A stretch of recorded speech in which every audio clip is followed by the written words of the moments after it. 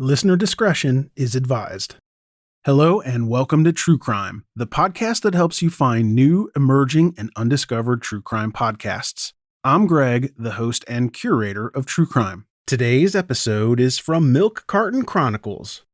Milk Carton Chronicles focuses on true crimes, missing persons, and documentaries, but also many other topics mainstream media doesn't want you to know about.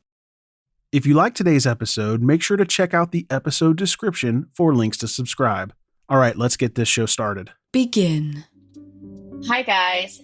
Today we are going to dive into one of the most bizarre cases that I have read about lately, and that is the murder of Ryan Poston by his on-again, off-again girlfriend, Shayne Hubers. Get comfortable because this one has some twists and turns that you are not going to be prepared for and some really odd behavior that is just not easily explained. It really is a case that's going to teach you not to judge a book by its cover, and there's more behind a pretty face than just looks. So let's get started. We will begin with Ryan. He is this all-American guy. He had 3 younger sisters, a family man. He went to school and triple majored in Indiana and then went to law school and became this badass attorney. He was noted to be really laid back and always appear professional. He actually had a motto that he said it was really important to him to always carry himself with an air of professionalism. Shayne was a Kentucky student. She studied psychology with a focus on school counseling. She was described as being very talented with a lot of interest in music. They met on Facebook. He sent her a Facebook friend request after he had seen some photos that she had posted of herself. She was very beautiful, and he was a really good-looking guy. And so where both of them had a strong focus on looks, they were instantly drawn to each other.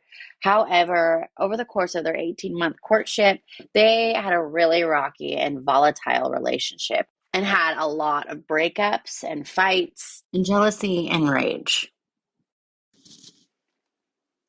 Over the course of all of this dating and breaking up and fighting and getting back together and breaking up, Shayne had been known to figure out a way to break into his apartment, and then when Ryan would come home, she'd be laying naked on his couch or just any way that she could suck him back in. She came off as very clingy, very much like she couldn't function without him, very obsessive. This relationship meant everything to her. Being able to say, I have this super powerful boyfriend that, is an attorney and he has all these accomplishments, meant a lot to her, and maybe a little more to her than their relationship did to Ryan, because as we get closer to the events that happened on October 12th of 2012, Ryan starts to pull out of the relationship. He's had enough of the volatility. He's had enough of the fighting. And he's really like, we're done. We're over. I don't want to be with you anymore. And he's really starting to pursue other things. In fact, on October 12th, the night of his murder, he actually had a date scheduled with the former Miss Ohio USA. And Shayne was not having any of it. Kill County 911. I killed my boyfriend in self-defense. Okay. Hold on. What did you kill him with? A loaded gun in the house. Tell me where the gun is right now. The gun is in the house. I laid it on the bookshelf. Where are you? I'm standing about 10 feet from his dead body. Okay, are you sure that he is dead? He's dead, ma'am. He's completely dead. So that was the start of the 911 call that authorities received on the night of October 12th, 2012, right after 8 p.m. And that is Shayne calling from Ryan's apartment stating that she had shot him in self-defense. But if you think that the beginning of that 911 call was kind of convoluted, you haven't heard anything yet.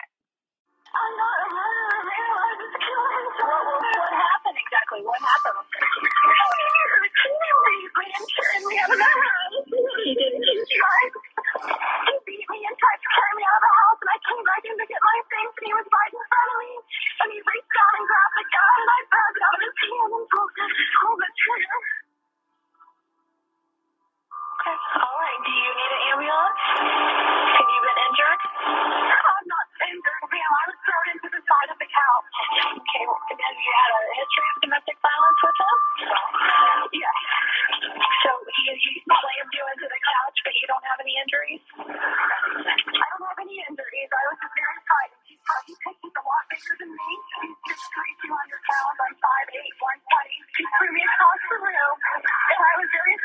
was laying on the floor. Okay. And I killed him. But the revelations weren't done yet. Shayna goes on to say how he was still alive and twitching, and it freaked her out, and she knew he was going to die anyway, so she continued to shoot him until he stopped twitching. He was twitching, and I knew he was going to die anyway. I didn't know he was going to shot him a couple more times to kill him because I knew he would have been. And I'm sorry, you said you shot him a couple more times after that? How many times did you shoot him total? I don't know. Okay, because he was twitching and you knew he was going to die, so you shot him again? I know he was dead because he was twitching so bad. I called 1-1 when there into it. So you shot him instead of calling 911? I think he was going to die anyway.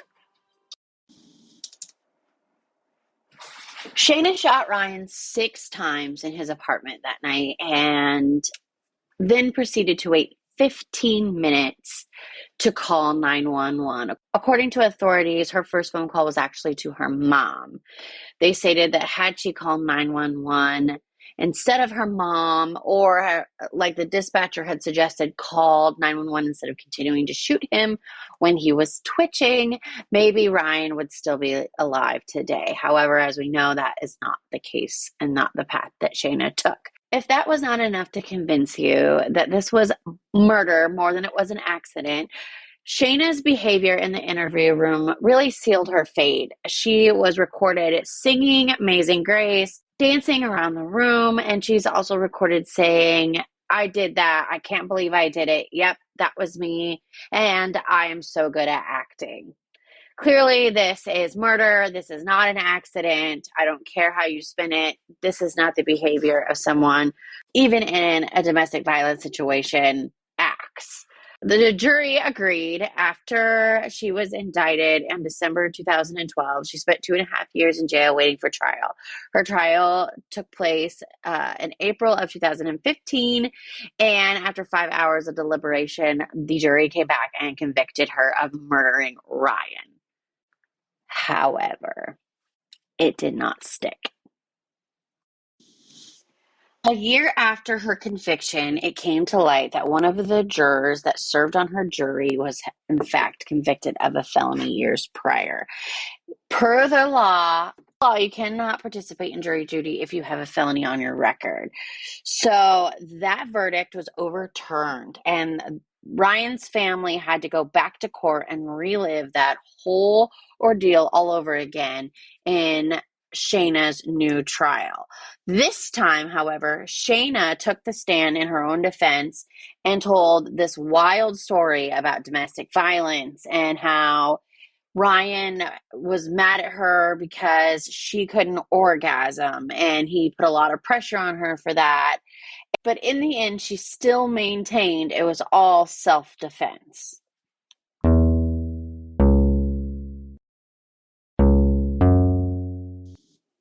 I think it's important to touch base and to add that when investigators searched the scene and they examined Shayna, there were no red marks from her being dragged around by her neck. There were no red marks on her arms and legs from being supposedly dragged around or thrown out of the house. She said that she was picked up and thrown across the room to the couch.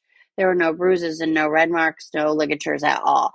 She walked away without a single solid finger imprint, let alone a scratch, a bump, a bruise.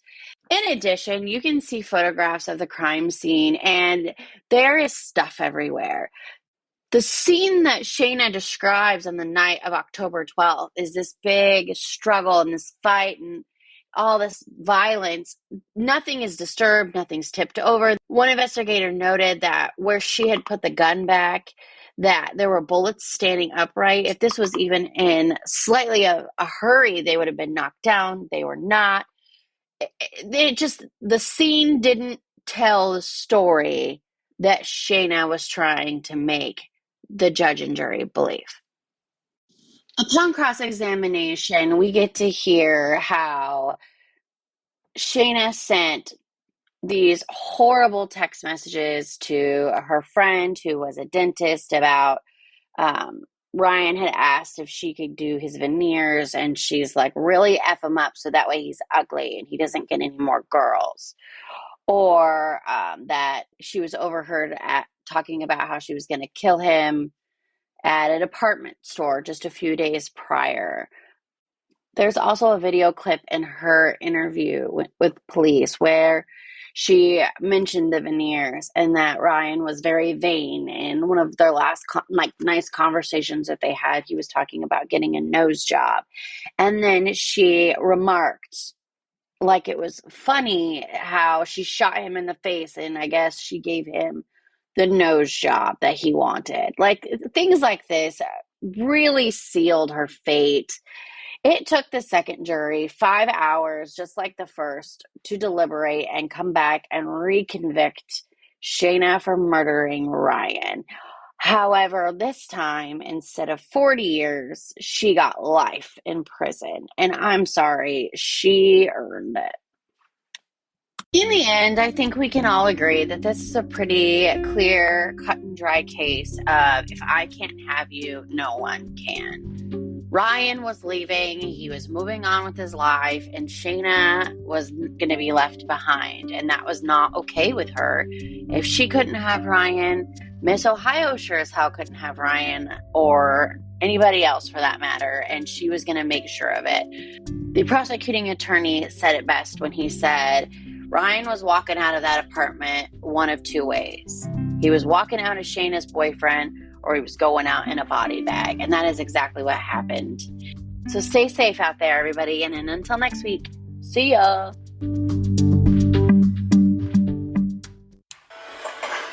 I did it.